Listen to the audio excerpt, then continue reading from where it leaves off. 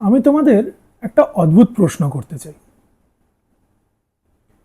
আচ্ছা, কখনো ভেবে দেখেছো কালকে সকালবেলা ঘুম থেকে উঠে যদি দেখো যে ফুটবল মানচিত্রে ক্রিশ্চিয়ানো রোনাল্ডো বা লায়নেল মেসি নামটা আর এক্সিস্ট করছে না,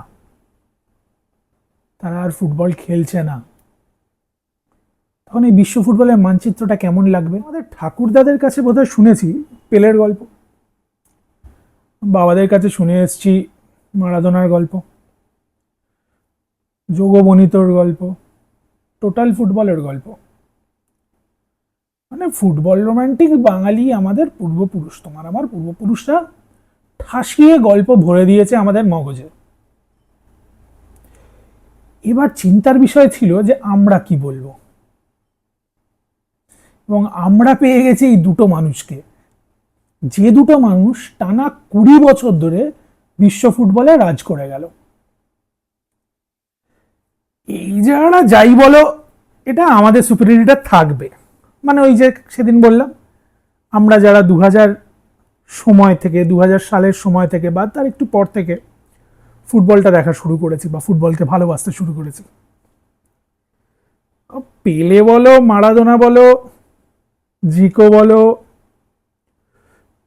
যার কথাই বলো না কেন,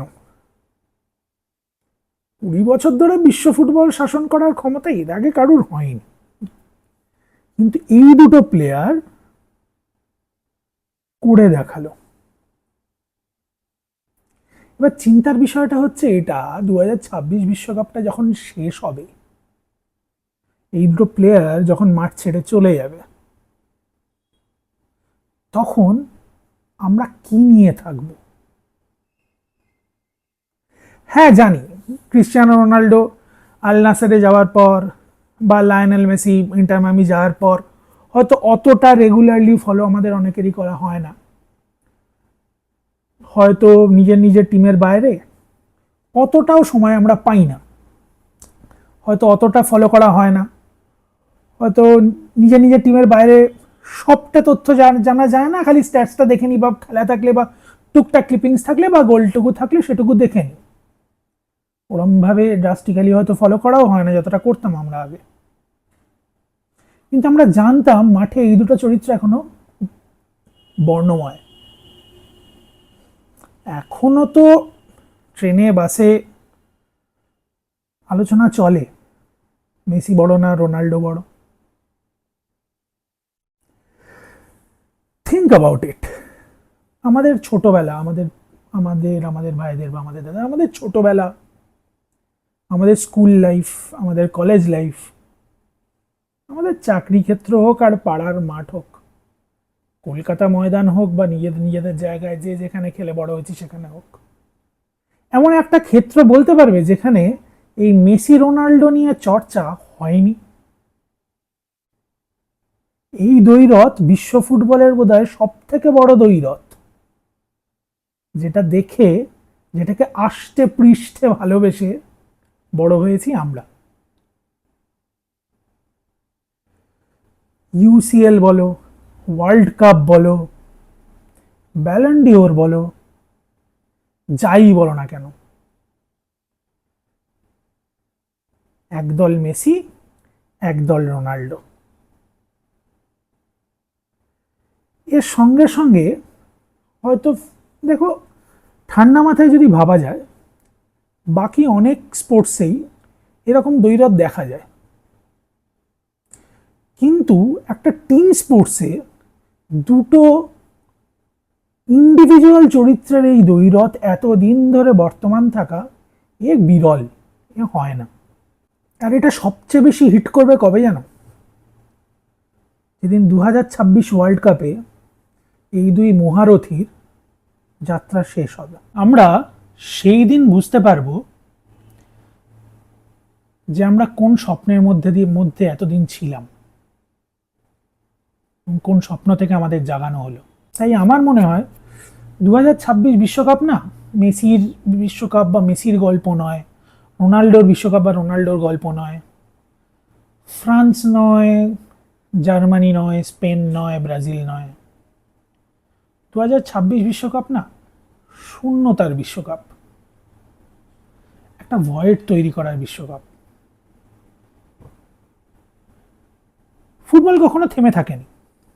ফুটবল কোনো একজন বা কিছু ব্যক্তির উপর নির্ভর করে তার বহমানতা ডিপেন্ড করেনি কখনোই। এটা তো ঘটনা। পেলে গেছেন, মারাদোনা এসছেন, মারাদোনা গেছেন, আজ আরো নতুন সুপারস্টার এসছে। আমরা শুরু করেছি ফুটবল দেখা জিদান রোনাল্ডো দিয়ে, তারপরে হঠাৎ করেই ওই 2006 নাগাদ এই মেসি রোনাল্ডো দ্বৈরথে ঢুকে গেছি। তারপরে নিজেদের যৌবন কৈশোর, আমি জানি না কে কোন বয়সে ছিলাম, কিন্তু শেষ 20টা বছর এই দ্বৈরথ নিয়েই তো বড় হয়ে গেলাম। বাকি দেখো, নতুন প্লেয়াররা তো রেডি। ওই হালান্ড এবং নরওয়ের ওই দানবীয় টিম, এবং হালান্ডের ওই স্পিড, এমবাপের ওই স্পিড, জার্মানির মুসিয়ালা, ম্যাড্রিডের ওই বেলিংহ্যাম, ইংল্যান্ডের প্লেয়ার, এই যারা যারা আছে, বা ওদিকে রড্রি, হোয়াট এভার, এরা সবাই তৈরি। এরা কিন্তু সবাই তৈরি, ফুটবল মাঠ দাপাচ্ছে, সুন্দর ফুটবলে উপহার দিচ্ছে।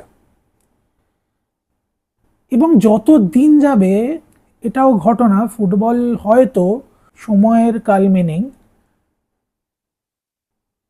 প্রচণ্ড রকমই একটা সিস্টেমেটিক স্পোর্টসে পরিণত হবে। একটা ফুটবল সবসময় দলগত একটা যুদ্ধ ছিল, দলগত একটা ক্ষেত্র ছিল, কিন্তু ইন্ডিভিজুয়াল ব্রিলিয়ান্সের জায়গাটা হয়তো কমতেই থাকবে।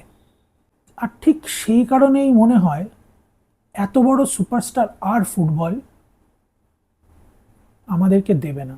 ফুটবল বিশ্বে আর এত বড় সুপারস্টার সত্যি আর কখনো তৈরি হবে না। ঠান্ডা মাথায় যদি ভেবে দেখা যায়, এই যারা যারা বড় প্লেয়ার, যাদেরকে নিয়ে আমরা এখন চর্চা করছি, যাদেরকে নিয়ে আমরা ইউরোপিয়ান ফুটবলের আলোচনায় আছি, বা বিভিন্ন দেশের ফুটবল টুটবল আমরা দেখছি, যেসব বড় প্লেয়ার, নতুন স্টার বা অলরেডি সুপারস্টার যেসব প্লেয়াররা আছেন, তাদেরকে যখন দেখছি, আমরা নিজেদেরকে একবার যদি প্রশ্ন করি যে এরা কি আমাদেরকে ফিরিয়ে দিতে পারবে রোনাল্ডো মেসির সেই দিনগুলো? প্রত্যেক বছর হাইয়েস্ট গোল গেটারের উত্তেজনা, লিগ চ্যাম্পিয়নের উত্তেজনা, ব্যালন ডিওরের উত্তেজনা, ফুটবল বিশ্বে ওই দ্বৈরথ কি সত্যিই ফিরিয়ে দিতে পারবে? আমার মনে হয় পারবে না, সম্ভব না।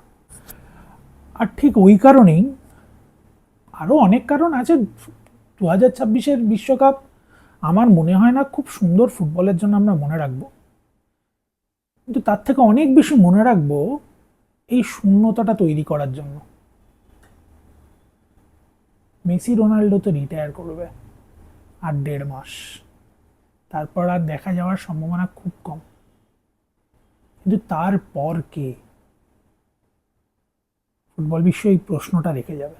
আর আমরা হয়তো ঠিক ওই 1.5 মাস পরেই বুঝবো যে ফুটবলের কত বড় গুরুত্বপূর্ণ অধ্যায় আমরা পেরিয়ে এলাম। যদি আমার বাংলায় ফুটবল নিয়ে আড্ডা মারা তোমাদের পছন্দ হয়ে থাকে, যদি ভালো লেগে থাকে, তাহলে অবশ্যই ভিডিওটা লাইক করো, অবশ্যই আমার চ্যানেলটা সাবস্ক্রাইব করো, আর সব থেকে বড় কথা হচ্ছে অবশ্যই কমেন্ট করো, আর কমেন্টে জানাও মেসি রোনাল্ডোর ঠিক কোন মুহূর্তটা তোমার কাছে সবচেয়ে স্মরণীয়, যেটা তুমি কখনো ভুলবে না। তুমি তোমার পরবর্তী জেনারেশনকে ঠিক যে গল্পটা বলে যেতে চাও, কমেন্টে জানাবে। কিন্তু আমি কিন্তু সব কমেন্ট পড়ি। ধন্যবাদ।